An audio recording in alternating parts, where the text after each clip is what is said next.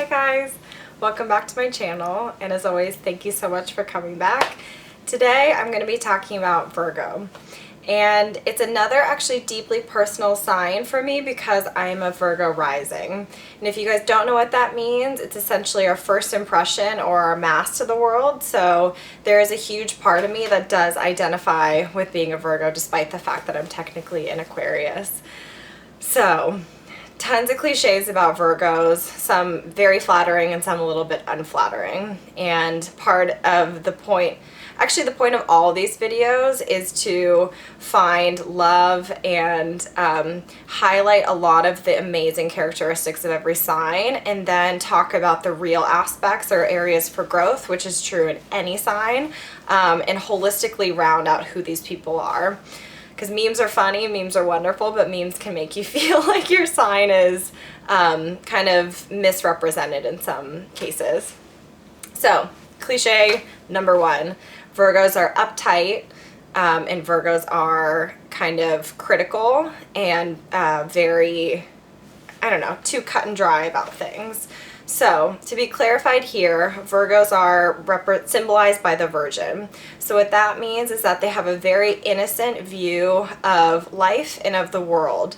Things are black and white to a Virgo, things are right and wrong, things are moral and immoral. So because of this, you come into this crazy world and it's a total gray area, it's chaotic, it's messy, you know, human beings are fundamentally beautiful and fundamentally pretty flawed. And so for a Virgo, it's a little bit difficult to navigate. So when they are called critical or uptight, it's really just them having high standards for how human beings should function in the world. You know, they want people to be kind, they want people to do their best, they want people to be hardworking. So their intentions are not bad, and their intentions are that they're working as hard as they possibly can, and they really do want everyone else to be the best versions of who they are.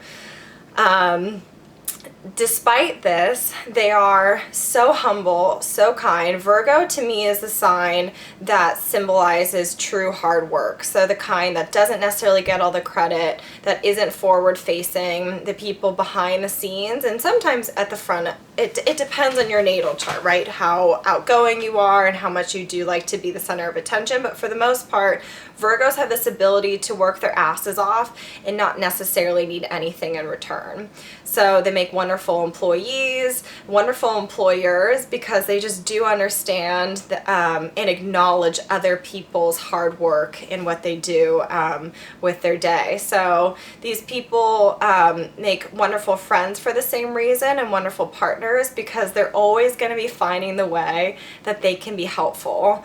I always say a joke that if I were to have an ideal partner to do a group project with, I fucking hate group projects, it would be a Virgo, because they're going to be helpful.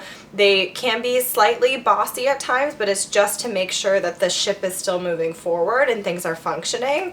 But they're the person where if no one else is showing up to make sure it gets done, a Virgo will take the wheel and take things into their own hands and make sure it functions. So, and they do it without expecting a ton in return, which I always think is so admirable and a really unique characteristic of a Virgo.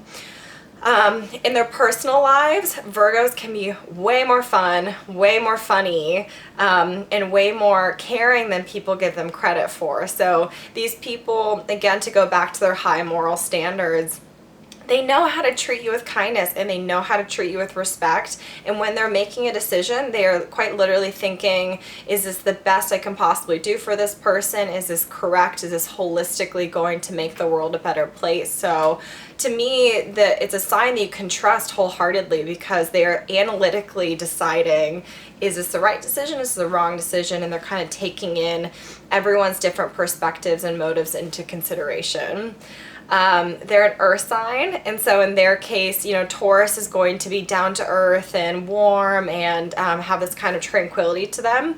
Virgos err on a more nervous side, so they're people where, because they have these high standards and these high expectations, they obviously hold themselves to those same standards, so they can have a slightly nervous disposition, but they still have this earthy tendency. So they're people where you feel like There's someone who's familiar to you. There's someone where you can have a very direct and literal conversation if you needed to. They're very logical people. So while air signs are kind of talking in the clouds and water signs are talking through their feelings, earth signs are just in the here and now. Let's talk about what's real. Let's talk about what's happening.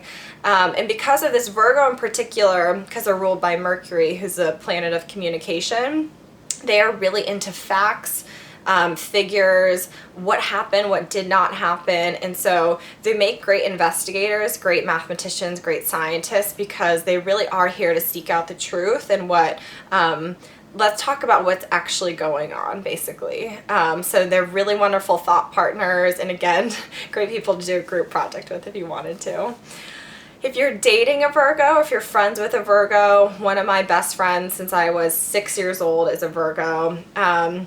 They are going to desire a certain amount of moral standard back, right? So if they're going to be thinking about you and their actions, they're going to be helping you. The best way to kind of break apart a relationship with them is to act selfishly and to not think about them.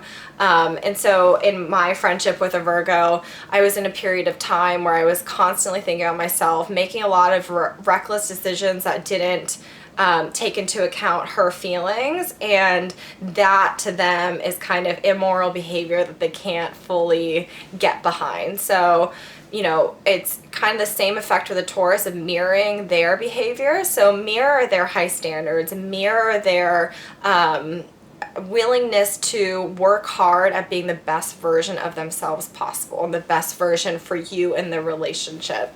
And so these people are wonderful. They can be really hilarious because since they're wound a little tighter, you know, days are stressful, days are kind of chaotic, and sometimes the world feels overwhelming to them, but these people can have a really dry sense of humor that's hilarious. And that's their way of coping. They also can be really fun people to go out with for that reason. I talked about Cancer being a party animal in past videos. Virgos can be the life of the party too, literally because they need to unwind, you know, they need to blow off some steam, they need to shake off all the stressful things that happen in a day. So anyways, if you're a Virgo, I hope this video helps you feel a bit less like you guys are kind of pigeonholed into these square boxes, because they're way more complex. Very creative people, by the way.